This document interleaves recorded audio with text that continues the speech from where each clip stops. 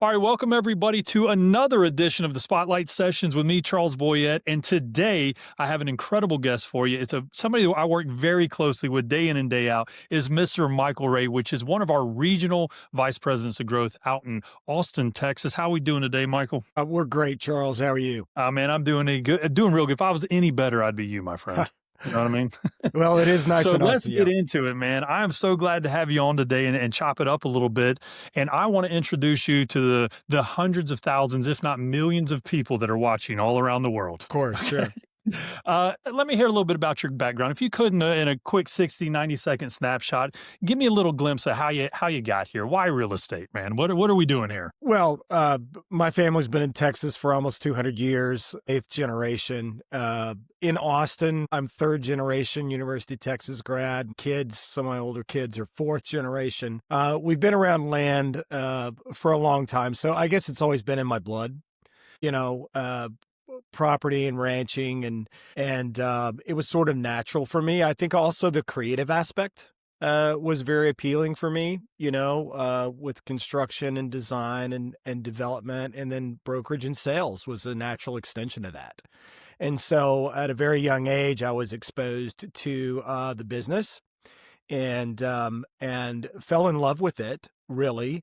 The old joke, the recovering developer says, stop me before I develop again, is certainly the case as we work through the economic cycles we have in this business. Right. But I am where I am, and I wouldn't trade it for the world. I think the experiences have deepened my respect for people in this business.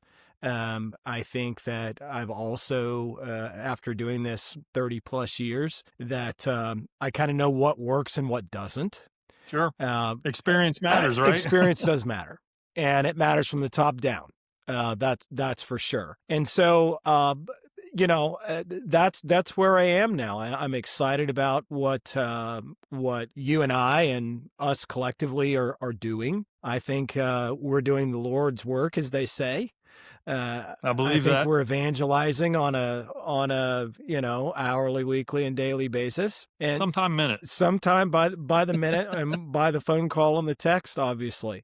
So yeah, I'm here. It's in my blood. I'm not going anywhere, and I'm glad to be here with you today. Yeah, man, I love it. I'm glad to have you here. And dude, I was really impressed when you and I first started talking, just hearing the depth of your background. A lot of times, and there's nothing wrong with this, but a lot of people, when we hear why they got into the business, it's, the flexibility, the freedom, but it's like hardwired in your DNA. Right. That's a different, not similar to me. I mean, not as far back, but both of my parents were in the game and I just grew up around it. And I mean, I think I got started when I was 18. I had just got out of high school. Yeah. Right. So, I mean, it's hardwired here as well. So I respect that. Well, I mean, you've had a lot of, the career's kind of taken some different paths for you. But what would you say is your favorite aspect of the real estate industry and doing what you do? What brings you back every day? I call it the ultimate human sport. Meaning, it's so funny how the real estate as a community, we compete and collaborate at the same time. Like, we can work on deals together. We can compete for deals. And so how you develop your networks, how you develop your community, how you maintain relationships over time is incredibly important. The human side of the business is only going to get stronger as the digital grows. Things are barbelling, right? We're having this huge, heavy digital AI effect. But at the other end, you can't forget the humanity, because I think the digital just amplifies the humanity. And I agree with that. When I never forget when social media, yes, I can say in my career, I remember when social media started. yeah, me right? too. Me too. I remember. But I remember, I looked at social media and technology in the beginning was, just a new way of doing business, because when I came up, man, we got out there, knocked on doors, neighborhoods. I mean, we did that constantly. And I know some agents do too still, but that's not the primary method anymore, right? Not Right. everybody walks neighborhoods, Sure. but I always saw social media as an extension of that process. It would just gave me more doors to knock on. That was really it. But that was awesome. So I mean, you've had with so many different pieces and now you're in growth, you've been in developing, you've been in sales. What's something big or small, something you're proud of that you've pulled together in this industry? Well, there's probably two things. Okay. I have I've changed skylines. I think, I've built things that weren't there before. That's a big statement right there, actually. Uh, I've it changed skylines. it is, but it's true. And I've built a physical brick and mortar legacy that I've driven into several downtowns in Texas with my kids in the car and go, your dad built that. And That's pretty cool. it is. It's very cool. It's very humbling. Because they didn't see the blood, sweat, and the tears that go along with all of that. But when you drive past it with your kids, that's legacy. It's That's it's hard to awesome. Yeah, beat. your daddy did that right Yeah, there. and Borderline by myself, I'm just gonna say. well, I did not do it by myself, No, but no. I certainly had a a big part of it. Oh, that's It's awesome. always a team that does. The second thing I think um, is the mentoring and the coaching, and that aspect of helping the next generation of agents, brokers, developers, salespeople, etc. Trying to say, hey, listen, you don't have to make all the mistakes I made. Let me tell you, Right. here's the things you don't want to do. And at the same time, there are things you learn that you say, okay, hey, this worked, and it will probably work again. And so that level and depth of experience, I'd call it a three-dimensional depth of experience. Like a lot of people have a couple of aspects of real estate. I think I've got a three-dimensional view on Seems things. like it, So for sure. so that sharing that and coaching and being able to help nurture and mentor this next generation is really where I'm deriving a lot of my joy these days. I love it, man. That was I love hearing that because I got into this game when I was, like I said, 18 years old, and by the time I was 23, 24 years old, man, I was the old dog in the office, right? And that was one of the things that I really enjoyed about this career because by the time I was say 25, I was doing okay. I was doing all right in the business, and I started having people come to me and say, "You've not been doing this that long. How are you doing X, Y, Z?" And it felt nice that people would seek your advice, right? It would. But where I really found joy, and ultimately, Mike, if we really roll it back, the path that led me to where I'm at right now is I thoroughly enjoyed passing the message downhill, Yeah, right? it Sharing the is. wisdom. Man, at 18 years old, I had a blonde earring, blonde streaks in my hair. I was a hot mess, right? I learned, I learned a few things at a young age. Um, We all look differently than we used but to. that's one of my favorite parts is elevating either the next generation or the colleague or whatever, because there's the best way to truly understand something, I really believe, or to fully have grasp on a topic is to then teach it to somebody else, right? And really 100%. pass it along. I love it. I love it. 100%. Well, go ahead. Well, in that regard, here's a bigger question. I'm gonna hit you with some big thinking here. 30 years, you said, Yeah. in the game? Yeah. Okay. What's a lesson you've learned in this industry over the past 30 years that you really wish you would have learned in the first 30 days? Uh, well, let me give you two again. Okay, please. From a bricks and mortar construction development perspective, there's one rule. It takes longer and it costs more. Okay. That's the rule, right? So, no matter what you think you're getting into, you have no idea. Number two, it is consistency builds success. I agree with that. And it's not perfection that builds success, it's consistency. And none of us are perfect, and none of us are consistent 100%. Let's face it, life gets in the way. Sure But, does. uh, gosh, Nick Saban in the Home Depot paint commercial when he says, uh, uh, it takes a process to winning. Winning is a process. Like, he couldn't be any more right. Is that the only thing you can control? And I would learn this day one. The only thing you can control is you and your habits. And you've got to, it's very useful to have a mentor help you develop what those should be, whether it's in any athletic or sporting endeavor, whether it's in a career, having a mentor say, hey, listen, here's the personal and professional habits you've got to develop to be successful. And I cannot promise you success. No one can, but I will tell you that this process will pay off for you. And consistency over time equals success. So work on yourself and your habits and your daily grind, and focus on that, and the outcomes typically take care of themselves. And you hit the nail on the head right there. I say that all the time. It's like, it is, obviously we're at a particular brand, which we'll talk about here in a little bit, but there is a lot of benefits that you can get by joining the right environment. But at the end of the day, man, it comes down to our individual efforts and how bad we want it. Right. One of the most challenging statements I hear all the time, or a statement that I challenge all the time, is I ask people when they got in the, why did you get in this business? And it's like, man, I just really like the flexibility and the freedom to make my own schedule. And I'm like, ooh, ooh. That's going to hit them in the face at some point. At some point, and to a degree, when I think about that, I am grateful for the flexibility. But when my son gets sick, I need to pick him up from school early, being able to maneuver. But the idea of making my own schedule and the freedom, sadly, I think that gets pushed to the boundary sometime, and people end up not necessarily doing what they need to do because they're enjoying the flexibility and the freedom. This is an entrepreneur game, right? Absolutely. And you're your outcomes will be 100% based on your input. 100%. Right? I mean, I grew up playing golf.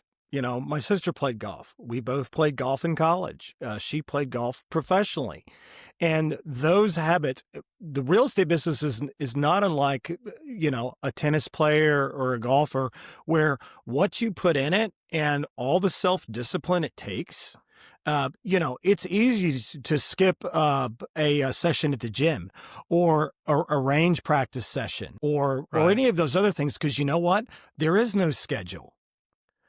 Everything is self-imposed. And so at the end of the day, you're going to get out of it what you put into it, but it's going to have to be over time. There is no such thing as an overnight success in golf, in tennis, or in real estate. Just doesn't exist. Well, I mean, I won't call it success, but even the story I just shared with you a minute ago, I was in it for about 5-6 years before things really started popping for me. And when I talked with people, all you would hear is, "Wow, this happened overnight." I'm like, "No, I've been grinding for 6 years." Yeah, and 6 years. It's got to be. Here's the thing: if you don't love it, if it's not in your DNA and it's not part of your life, it's not your career, but it's literally part of your life, then you're not going to have that deep down passion that keeps you going when you've got to persevere the tough times. And you're going to have some passion in those tough times, right? Because sometimes that's the only thing that carries you through. That's right.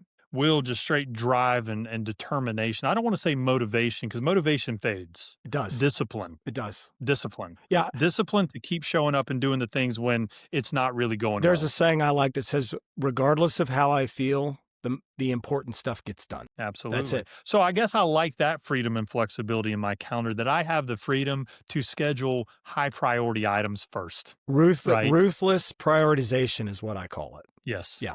I love it. I love it.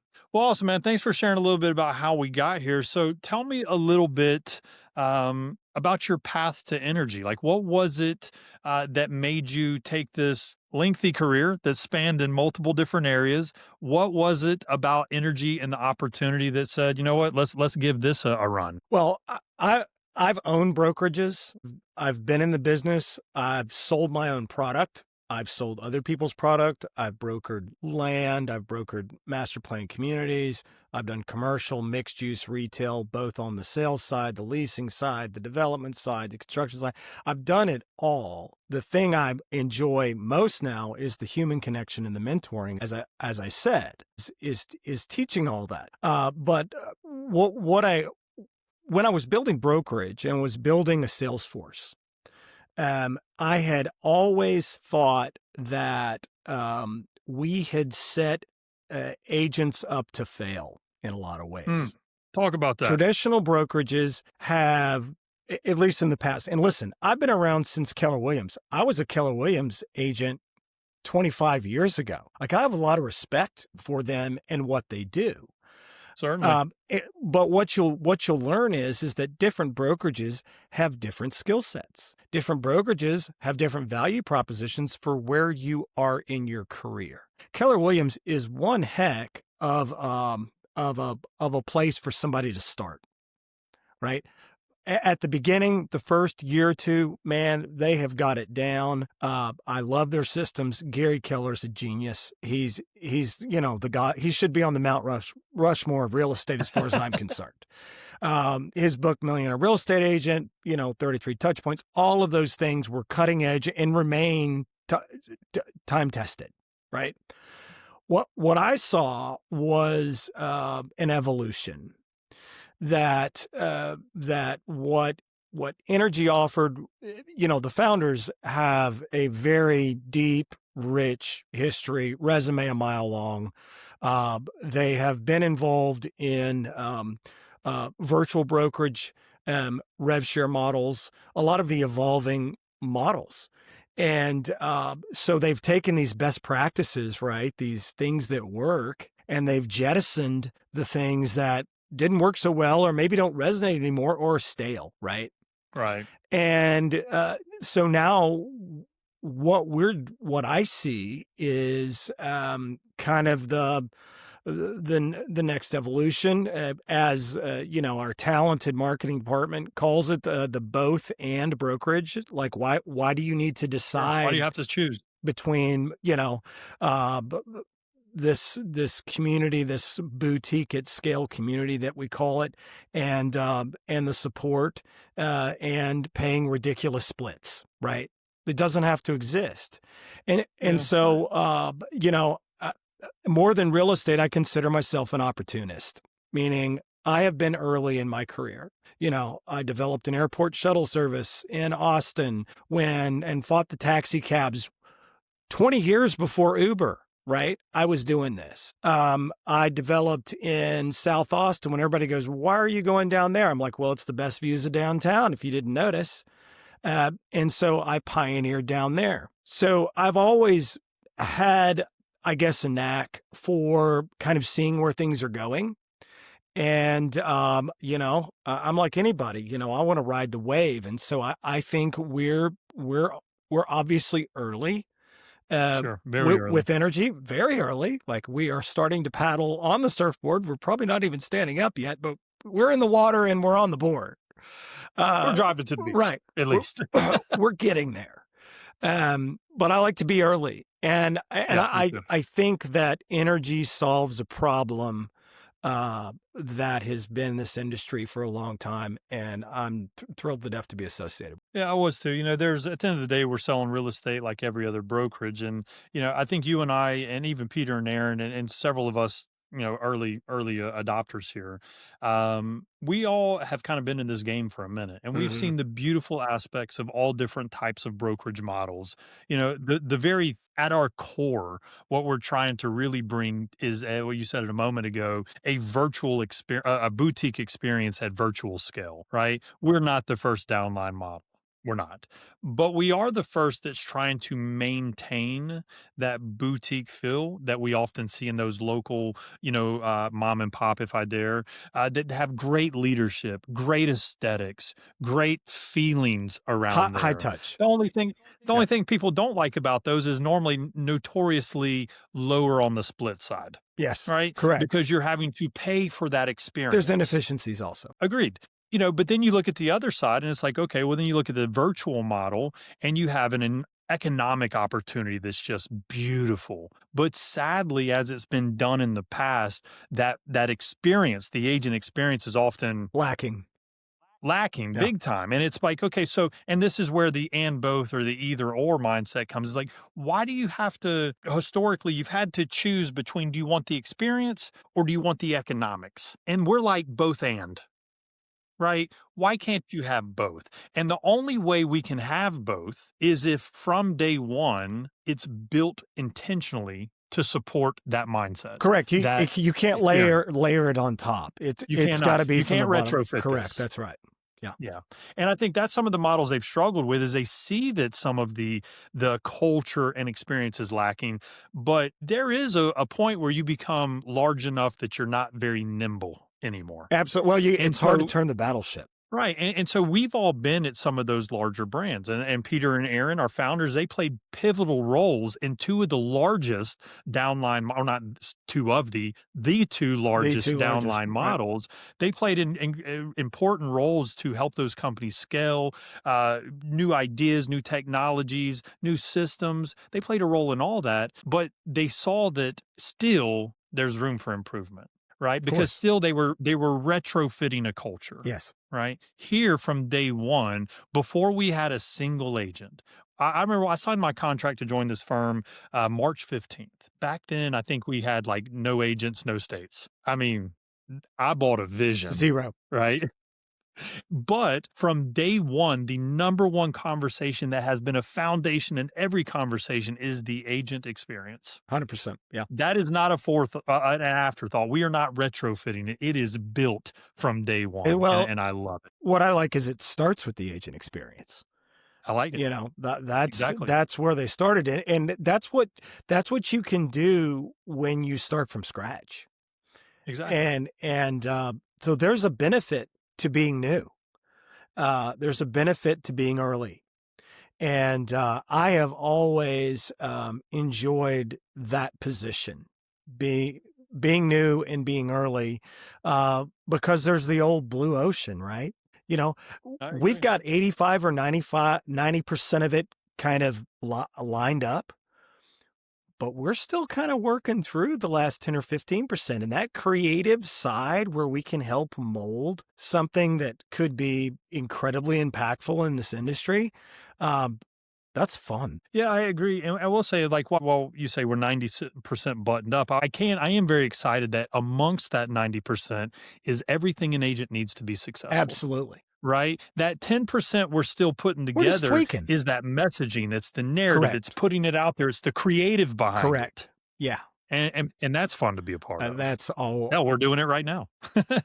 And look Doing it right how now. much fun we're having. All the fun. You know, we had a good time yesterday, and I want you to pop in next time we do Okay. this. I got a group of people together, and we did an old school like bullpen smile and dial session. Right? Remember those back in the Oh, day? yeah. Everybody sitting in the bullpen. Sure. I got everybody together on a Google Meet, and we muted. And everybody, it was so much fun. You can see everybody smiling. They're doing their work and everything. We didn't have to hear everybody. But even that, just bringing that community and that camaraderie, it was so much fun. It really was. You take something that's historically nobody likes to do, which is smiling and dialing, and we had a good time with it because of the community. But I'll tell you one thing we're going to do. You'll appreciate this because I want that to be community and also want it to be a learning experience. And so once we get into the new year, that will evolve a little bit. And as we start our dials every day, everybody's going to pull a number. And the last 15 minutes of every session, somebody's going hot mic so we can listen to the calls. That's great. Right? That way we can That's learn from great. one another as well. It's going to be a lot of fun. You need to be there. Yeah. You need to be there.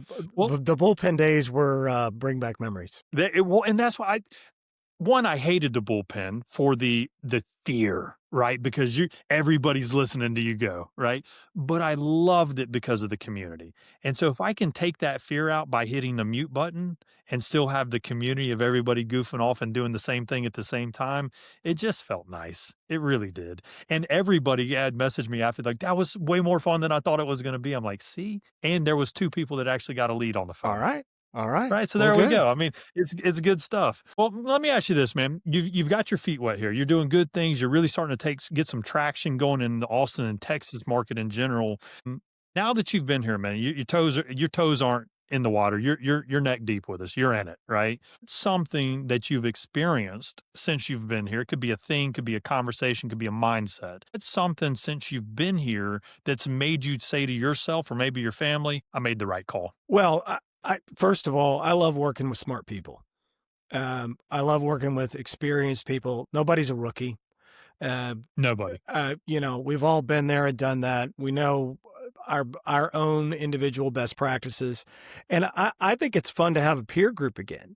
The business can be lonely, It can and, be. and not just for agents, for guys like you and me, it gets lonely, and It does. to have a peer group like I'll name names, Walter in Louisiana. Mario up east, you up east, Donnie, Felicia, all these folks, John, Peter, Aaron. It's so All of them. it's so nice. Terry, right? We could go. It's so nice to be able to talk shop and talk shorthand and to have everyone focused on the same outcome, but having different ways to achieve it, and sharing that across state lines, across time zones, is really cool. Because despite some local nuances, right, we're still kind of in the same big boat together. Sure. Yeah, we're playing on the same team. We're heading in the same We are. direction. It's one of those just simply divide and conquer type thing. We're all moving our different directions, but we have this nucleus. That's right. That's really nice, really nice. Well, so I talked a little bit. Obviously, you've got a slightly different path than most agents that are here because you are internal with us. You're a part of our growth team, and really, really excited out there. So, from a growth perspective, I want to ask you something. Obviously, everybody knows that you and we're focused on growing the company, right? And right now is a very interesting time because we're in this point of the year where a lot of people are considering, they're either locking in hardcore and they're in the right seat and they're moving forward as fast as they can go. But there is a lot of agents that's making some decisions on, are they in the right seat? Sure. Are they at the right Sure. place? So I am curious from your perspective. Obviously, we want them to be with us, right? We want to tell you how wonderful we are. But from their side of the ball, what is a piece of advice you would offer anybody that is considering exploring options out there, right? Because a lot of people are thinking, is it splits? Is it money? Is it whatever? How would you advise somebody if they said, Mike, I'm really thinking about seeing what my options are? I think you gotta look to the future. I think you've got to look to, okay, the real estate landscape is changing faster right now than it ever has on every front. And what I mean by that is the macroeconomics change, inflation, interest rates, the lending environment, all of those things are changing. And then layer on top of that, the industry changes. You've got NAR, you've got the broker settlements, you've got mergers and acquisitions.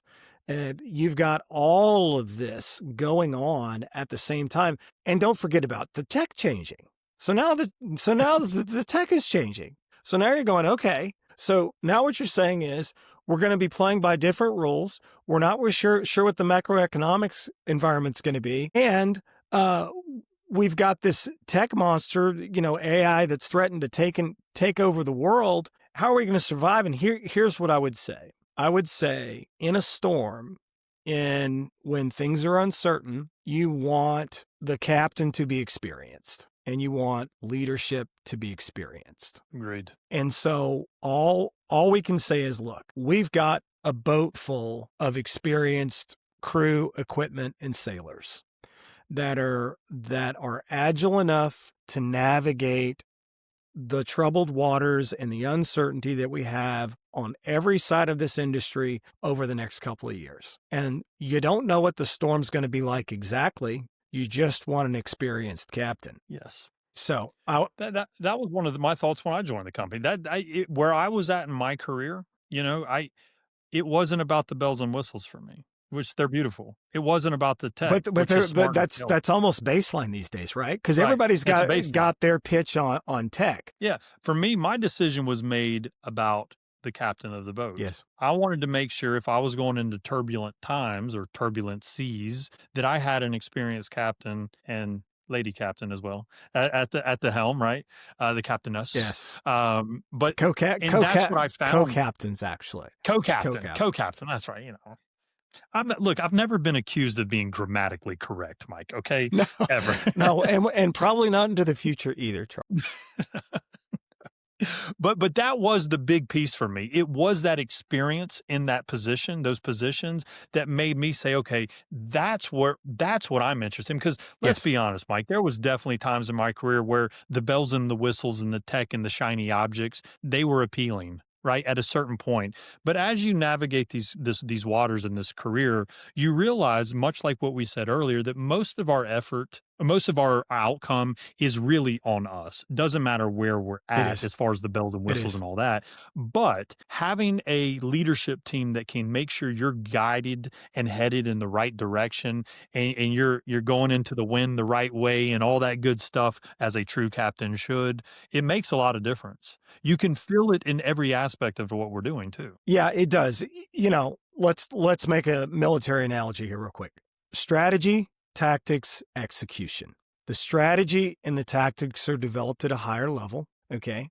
The tactics are communicated and the strategy is communicated to the ground forces, but it's up to the Marines to get it done on the ground. That's true. And, you know, the agents are out there doing the hard work, executing the strategy and the tactics, and it's up to them in the field. Leadership can provide good strategy and certainly some meaningful tactics, but at the end of the day, you got to get it done yourself. Yeah, you do. And like I said, no brand is going to make or break the agent, but having the vision and the guidance up front that makes sure that I can bury my head and I can just go and know that everything around me is fundamentally sound.